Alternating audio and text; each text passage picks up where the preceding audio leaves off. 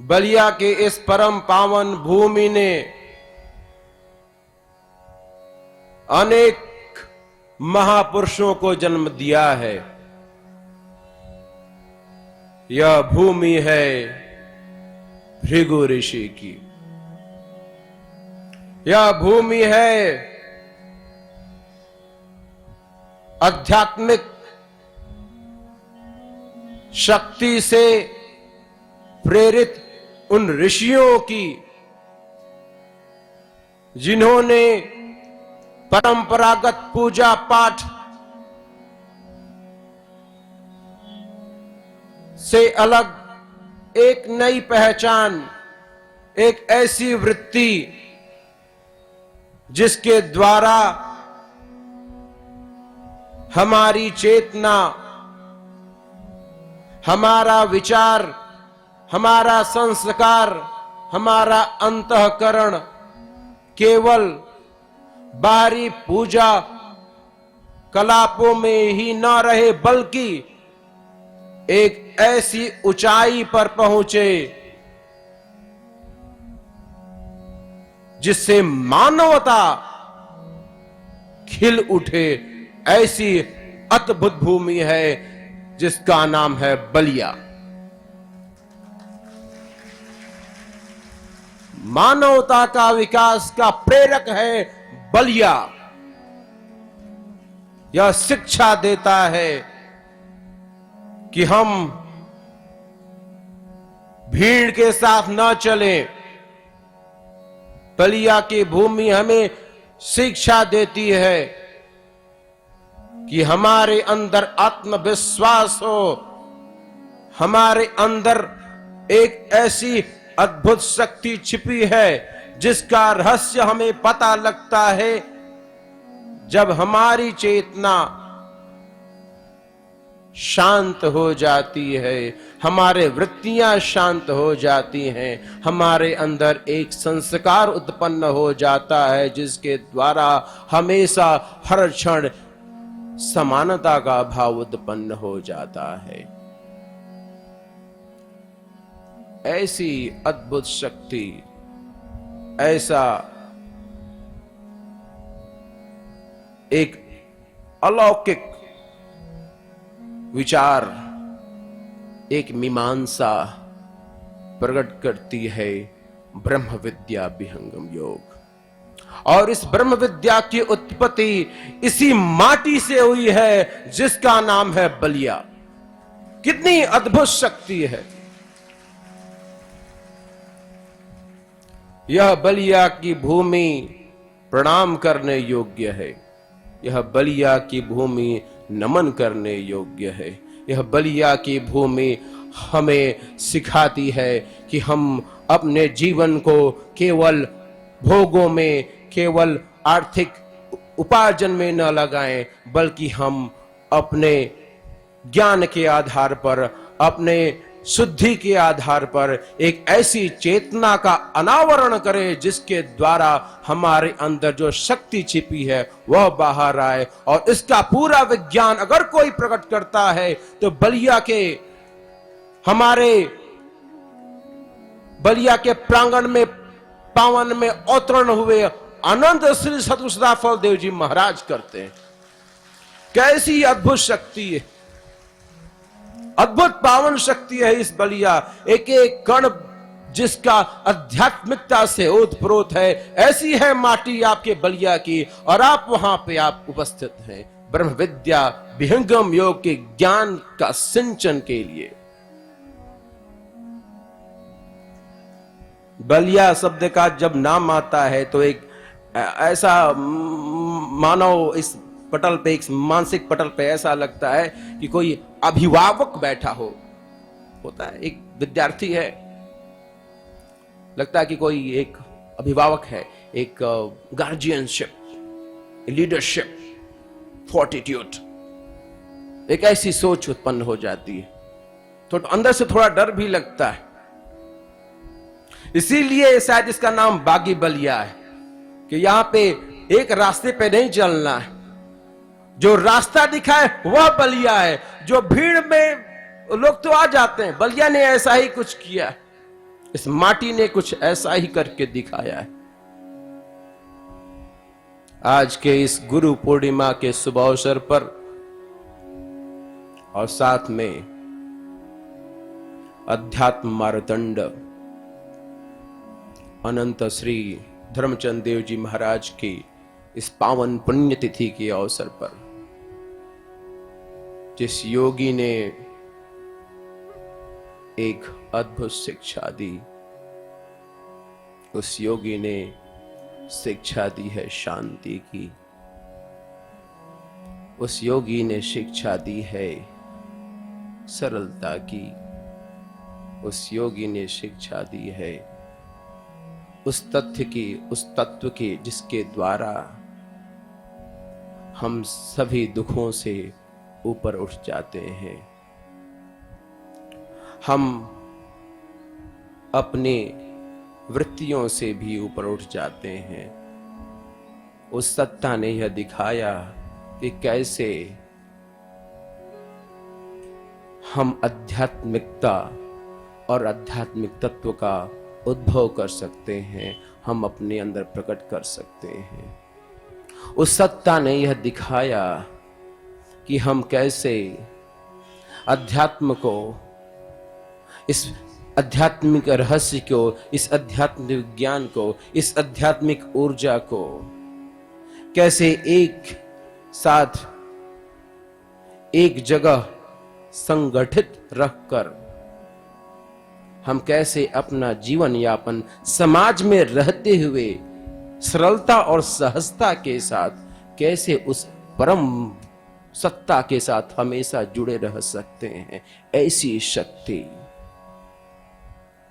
ऐसी अद्भुत शक्ति यहां से करीब 36 किलोमीटर दूर पकड़ी गांव में आपने स्वरवेद की व्याख्या की।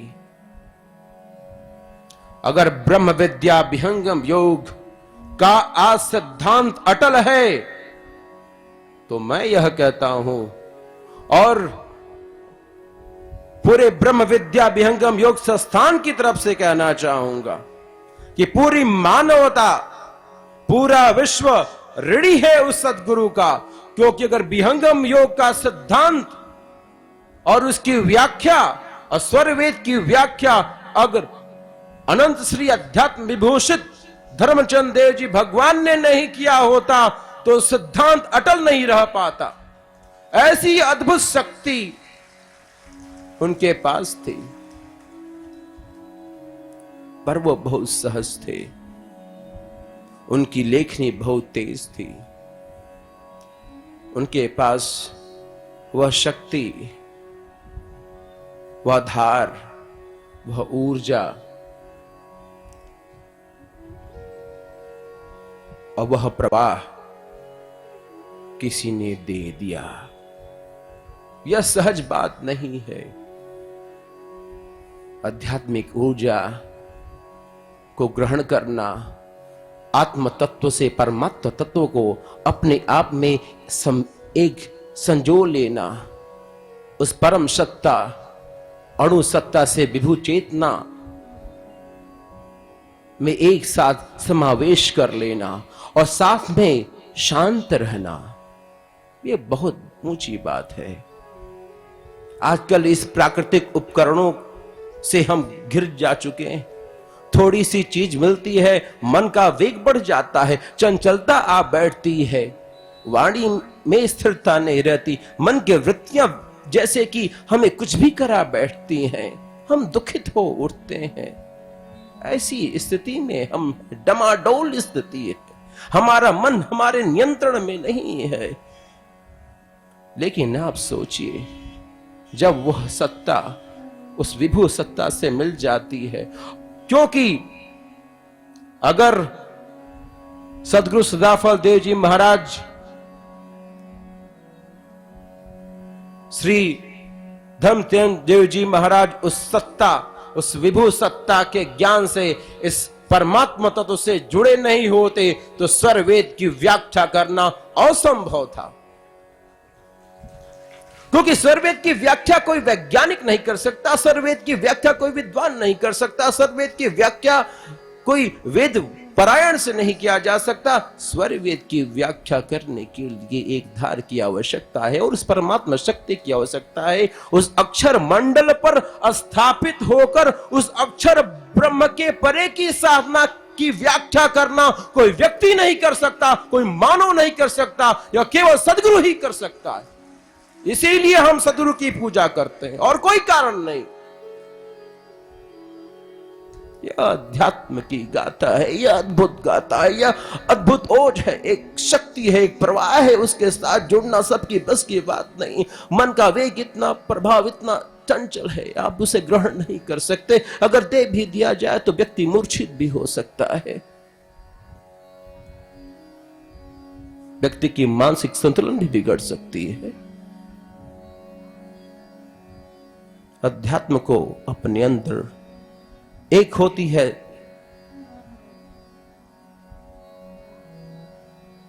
समझना, आप किसी को समझ सकते हैं। मैं अध्यात्म बहुत बड़ा विषय है, यह जो अध्यात्म विषय है एक समझा भी जा सकता है। आप सभी समझदार हैं, आप पढ़ते हैं, आप विवेकशील हैं, अध्ययनशील हैं, प्रेरणाशील हैं, प्रेरणा में हमेशा रहना चाहते हैं। हर व्यक्ति प्रेरणात्मक होता है और मैं मानता हूं आप जो भी यहां पे उपस्थित हैं महापुरुष हैं, क्योंकि आपके अंदर वो गुण विद्यमान है। आप प्रेरणाशील हैं, आप विवेकशील हैं, बुद्धिजीवी हैं, तभी इस प्रांगण में है। इस प्रांगण में उसका एक प्रवाह, एक सदगुरु की आभा जा रही है और ऐसे जीव खींचे चले आ रहे हैं जो इस ज्ञान को ग्रहण करना चाहते हैं। तो यह अद्भुत बात है, यह गुरु का प्रभाव है। गुरु की कुछ थोड़ी सी स्वाति आपके अंदर तो जा ही रही है सत्संग के माध्यम से। इसीलिए आप भी सम्माननीय हैं और इस सम्मान में आप भी अपने कर्तव्य ध्वनियों के द्वारा अपना स्वयं स्वागत करें। क्या जो चीज है, जो तथ्य है आपके अंदर, उसके प्रति धन्यवाद जरूर देना चाहिए। यह हमें इससे प्रेरणा मिलती है। अध्यात्म एक ऐसा विषय है, जैसा कि मैं आपको बता रहा था, कि समझना आप समझ सकते हैं, लेकिन अध्यात्म तत्व का बोध होना, अध्यात्म में अपने आप को, मन की वृत्तियों को समझ लेना, इन वृत्तियों के ऊपर चले जाना, आत्मा के साथ रहना, आत्म तत्व को, आत्म शक्ति को बढ़ाना, ये अलग तथ्य है। आप पाठ पारायण के माध्यम से इसे जरूर समझ सकते हैं, लेकिन जहां बात आती है आध्यात्मिक भेदन की, जहां बात आती है आध्यात्मिक शक्ति की, जहां बात आती है आध्यात्मिक भेद की, वह उसी को प्राप्त होता है जिसके अंदर परम शांति है, जिसके अंदर प्रेम का प्रवाह है। और वह प्रेम का प्रवाह, वह विशुद्ध प्रेम का प्रवाह जब प्रभावित होता है, जब हमारे अंदर आता है, जब हम निश्चल हो जाते हैं, यह शांति का पथ है। ऐसा नहीं कि हमें कुछ प्राप्त करना है, हम जा कहां रहे हैं, हमें प्राप्त करने की आवश्यकता ही कहां। क्योंकि अगर हम प्राप्त करना चाहते हैं, इसका मतलब अभी तो कमी जरूर है, तभी तो हम कहीं जाना चाहते हैं। अध्यात्म कोई प्रतिस्पर्धा नहीं है, कोई कंपटीशन नहीं, कहां जाना चाहते हैं। यह तो शांति का मार्ग है। आप जहां पर हैं, जैसे भी हैं, जिस तरह से है, एक अवस्था है और उससे आगे बढ़ना, यह आपकी सोच, यह एक इच्छा है, एक आकांक्षा है। अगर सामाजिक तौर पे देखा जाए तो यह उचित भी है। अगर हमारा उद्देश्य सही हो तो हम जरूर समाज के कल्याण के लिए एक विशेष कार्य करते हैं, एक विशेष सोच की बीज डालने का प्रयास करते हैं जिसके द्वारा सामाजिक उत्थान हो। लेकिन हमें किसी चीज की आवश्यकता नहीं, क्योंकि अगर हमें स्वयं आगे बढ़ना हो, इसके अंदर, इसका मतलब कि हमारे अंदर लालसा छिपी है, तो फिर शांति कहां? क्योंकि जब लालसा होगी तो वेग होगा, मन का प्रवाह होगा, तो फिर शांति कहां? तो अध्यात्म जो मार्ग है वह परम शांति का है, और शांति की स्थापना की है इस अलौकिक सत्ता ने।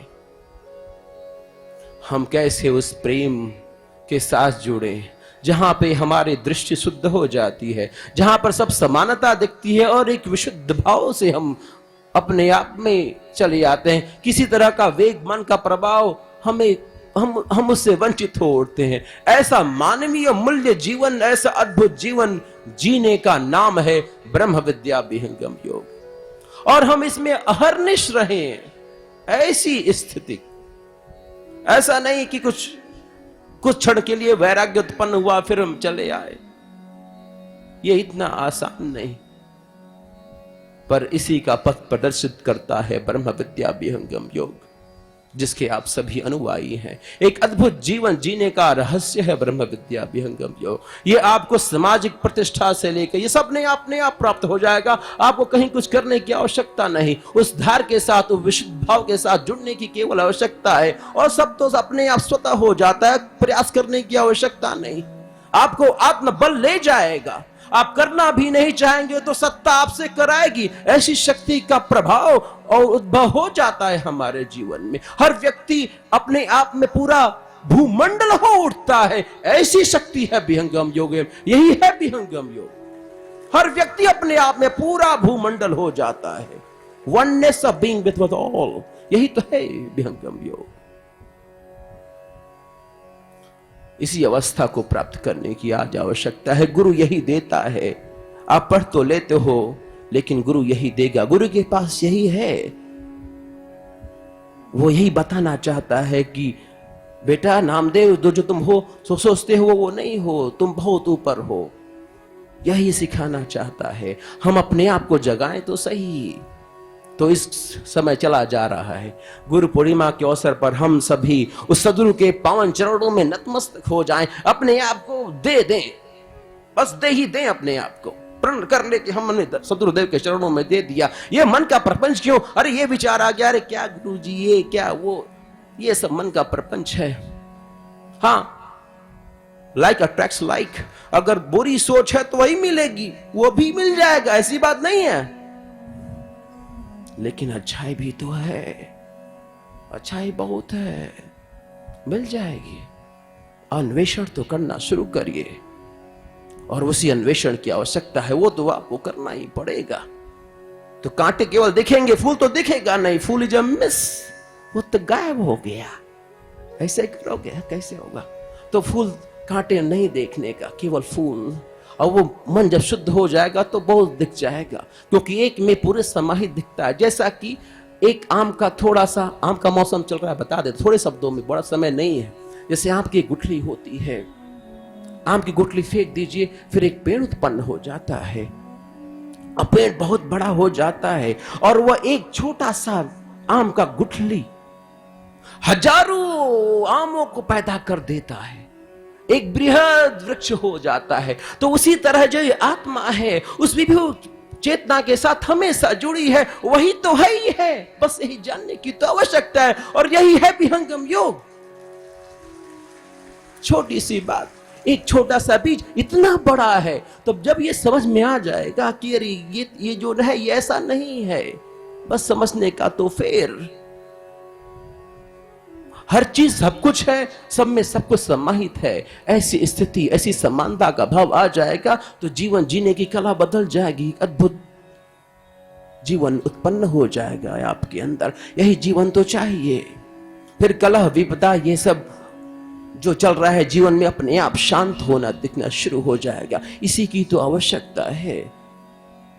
गुरु की कृपा यही करती है, गुरु यही करता है, गुरु के पास यही शक्ति है।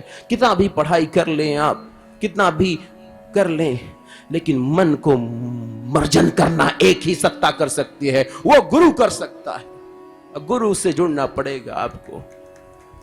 वो जिसके पास सदगुरु तत्व है, अब उसकी व्याख्या मैं नहीं कर सकता। व्याख्या करने के लिए बहुत आगे समय है। बस इतना कहते हुए सदगुरुदेव भगवान के पावन चरणों में नतमस्तक हुए प्रार्थना करते हुए कि अभिमान कभी ना आए, मन का ये वृत्तियां हमेशा के लिए समाप्त हो जाएं, हम वृत्तियों से ऊपर चढ़ जाएं, उस आत्म उस विभु चेतना में जुड़ जाए और हम उस परम सत्ता के साथ हमेशा जुड़े रहें। यही इसी अभ्यर्थना के साथ मैं सदगुरु सदा फलदेव भगवान के चरणों में, आचार्य श्री सदगुरु धर्मचंद देव जी महाराज भगवान के परम चरणों में नतमस्तक होते हुए उनसे दया की भीख मांगते हुए मैं सभी आप सभी के जीवन में हर तरह का कल्याण हो, आप हर क्षेत्र में आगे बढ़े, जीवन में हर तरह से आपका विकास हो, इसी अभ्यर्थना के साथ, इसी प्रार्थना के साथ आप सभी को प्रणाम करते हुए बलिया की इस परम पावन भूमि को, भृगु की इस परम पावन भूमि को, गौतम ऋषि की परम पावन भूमि को, विश्वामित्र की परम पावन भूमि को, जंगली बाबा नाथ बाबा सभी को प्रणाम करते हैं। इस बलिया की भूमि, बहुत डर लगता है मुझे क्योंकि मैं यहाँ पे पैदा भी हूँ और थोड़ा बड़ा भी हूँ, पढ़ा भी हूँ, तो एक अभिभावक रूप जब भी बलिया आना होता तो एक अभिभावक का रूप आ जाता है, थोड़ा डर लगता है कि इसीलिए मैं ऐसा सोचता हूँ कि मेरे अंदर बदलाव की बहुत संभावनाएं हैं। जब भी आता हूं तो लगता है कि बदलाव की अद्भुत संभावनाएं हैं मेरे अंदर, बहुत कमियां हैं। तो मैं प्रार्थना करता हूं सदगुरु चरणों में स्वार्थ पूर्वक कि हमें भी इस छोटी मोटी निवृत्तियों से, गलत सोच से ऊपर उठाएं और अद्भुत जीवन जीने की शक्ति प्रदान करें और आप सभी का विकास हो।